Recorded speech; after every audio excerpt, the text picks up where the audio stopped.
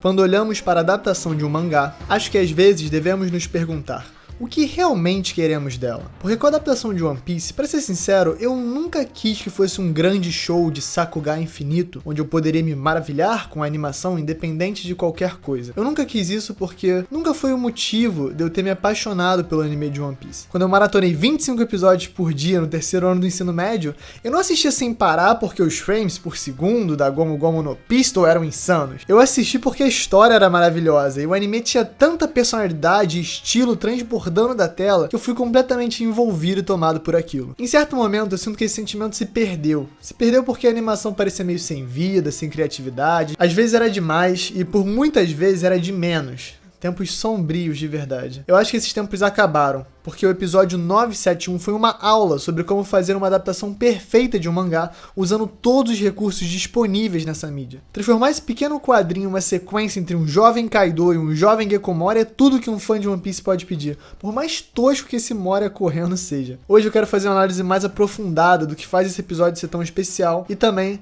eu quero discutir os efeitos da maior derrota do Kaido em sua vida, como isso vai ser animado e como isso afeta todo o arco de One Piece daqui pra frente. E a nossa própria percepção dos níveis de poder na obra daqui pra frente. Fala galera, Chapéu de Para aqui e eu sou o Derek. Hoje vai ser muito rápido. Se você puder, slap no like. Melhor ainda, link na descrição. Se quiser apoiar a gente diretamente, vira um membro e pega os benefícios lá, dá essa moral, seja um balinha vermelha. Clica no sininho, se inscrever. Vídeo todo dia de One Piece, live domingo. Enfim, tô animado, mas tem vinheta já, então beleza. O início desse episódio é feito para estabelecer algumas coisas muito importantes. Primeiro, é estabelecido que o Oden não simplesmente está se fazendo de bobo com as suas danças pelado, mas ele está perdendo, na verdade, muito prestígio social e popular, algo que era vital na estrutura hierárquica de Wano na época, principalmente ele sendo visto pela população como o grande salvador do país que tiraria ele das mãos do terrível Orochi. A segunda necessariamente tem que vir depois da primeira, porque é estabelecido como ninguém vai virar as costas pro Oden, nenhum dos seus vassalos, nem seus familiares, nem seus aliados e amigos próximos. E também é ilustrado o peso que isso traz pro Oden, a ponto dele perguntar pra esposa se ela quer se divorciar dele. Ele entende que também essa vergonha que ele tá passando traz esses danos não só a ele, mas qualquer um que se associar a ele. O que só torna mais especial o fato de ninguém virar as costas pra ele, né? Ou quase ninguém. E com a passada do tempo e chegado o 5º ano, Orochi faz seu movimento e o ritmo do episódio muda completamente. As cores do episódio mudam, parece que a linguagem toda fica voltada a esse momento tenebroso de ação. Eu gosto da imagem do céu completamente escuro, com tempestades e trovões, e ali contraposto ele, o Oden, um homem tão grandioso, tão nobre e com aquelas roupas maltrapilhas, resultado dos 5 anos de ridículo que ele viveu. E aí tem detalhes muito bons desse encontro. Por exemplo, assim que ele chega, existe uma tensão que o anime mostra, porque o Orochi sabe que se o Oden quiser, ele em 1 segundo pode passar a cabeça dele e matar ele. Só que ele meio que confirma que o Oden não vai fazer isso para depois começar a jogar o veneno todo em cima da família Kozuki. A sequência de diálogo que se torna praticamente um monólogo do Orochi é brilhante. Conforme ele vai revelando a sua trama maligna com Kaido para transformar o Wano em uma fábrica de armas, o anime dá um show de representação artística.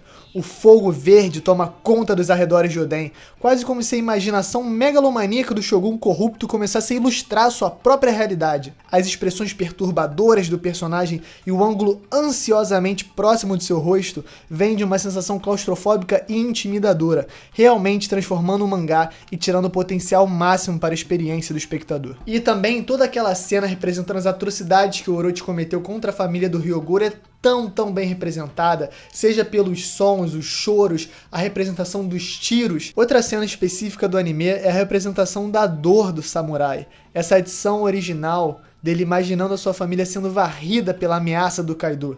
Isso foi tudo colocado com um pensamento criativo por trás. Eu aprecio muito isso porque um mangá que nem One Piece deve ser um prazer de adaptar. Tem tantos elementos diferentes para se levar e enfim. Muito bom, animadores, estão de parabéns.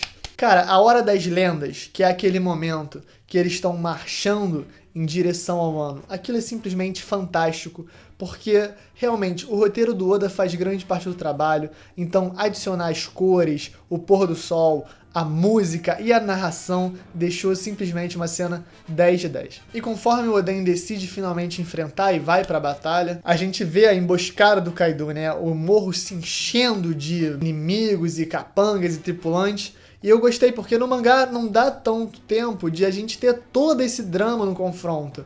Na verdade, no mangá as coisas acontecem em quadros bem rápidos até. Mas o anime, claro, toma seu tempo porque tem tempo para adaptar e adapta com muita maestria. E também ele dá muito essa sensação de Davi contra Golias, né?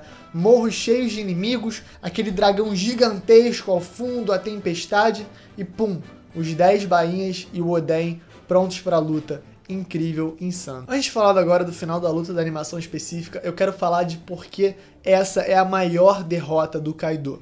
Conforme o capítulo 795, a gente sabe que o Kaido já teve múltiplas derrotas, mas apesar de ser derrotado, ele nunca morre. Ele é praticamente imortal, segundo o folclore do mangá. Porém, mesmo sendo tão forte, praticamente imortal, ele carrega algumas cicatrizes e algumas delas doem mais que as outras. Por mais que a gente possa especular que Kaido já deve ter sido derrotado por personagens como Roger, Barba Branca e até Shanks, que foi diretamente para ele antes da Guerra dos Melhores, como foi reportado, a gente já passa um bom tempo em um ano. E a única cicatriz que realmente aparentou doer e lembrar o Kaido do passado traumático dele foi a que o Oden cravou no seu torso. E eu acho que isso justamente se liga aos Yonkous e suas vulnerabilidades emocionais.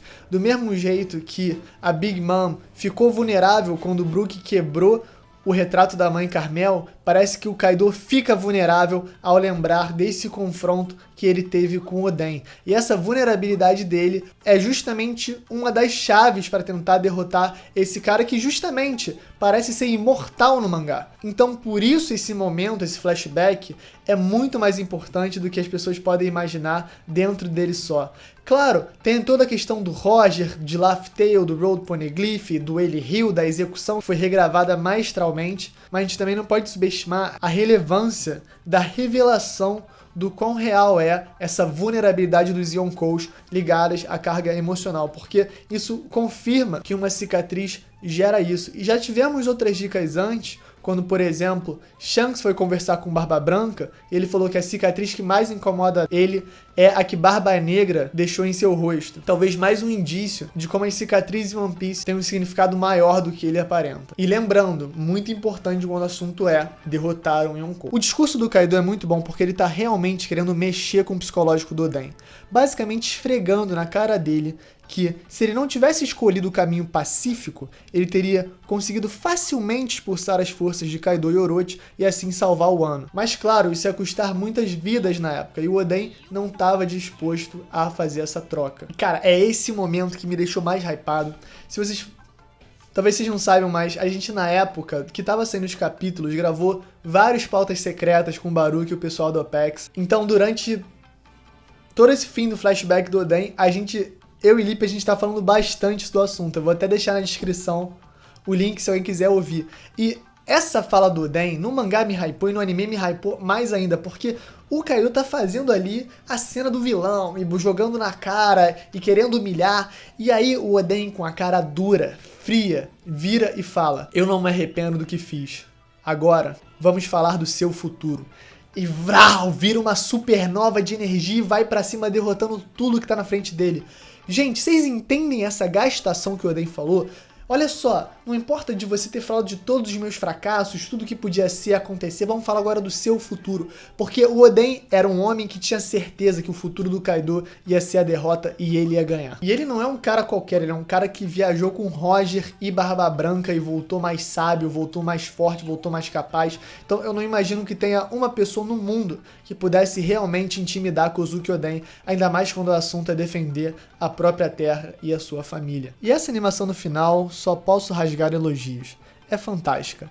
Ela fica maravilhosa com as representações das pétalas de Sakura. Cada bainha tem o seu momento animado específico. E é muito interessante porque é uma violência, só que talvez por ser uma violência justificada em proteger a própria terra de um invasor inimigo e tirânico como o Kaido, ela é representada tanto de uma maneira muito delicada com as pétalas de Sakura, como ao mesmo tempo de uma maneira muito brutal, quando pensamos que isso realmente são cortes físicos em inimigos. Então, no geral, Esse episódio foi fantástico, o cliffhanger é muito bom, a gente vai ver no próximo episódio, provavelmente, o confronto mais marcante de Wano até então, que vai ser Oden contra Kaido final. E eu não podia deixar de comentar esse episódio essa semana, comentar o que eu venho pensando sobre essa questão emocional dos Yonkous e essa ferida que pode ser aberta. Então é isso, gente. Se você curtiu, deixa o like, se inscreve, faz os rolês. Domingo tem live, vídeo todo dia.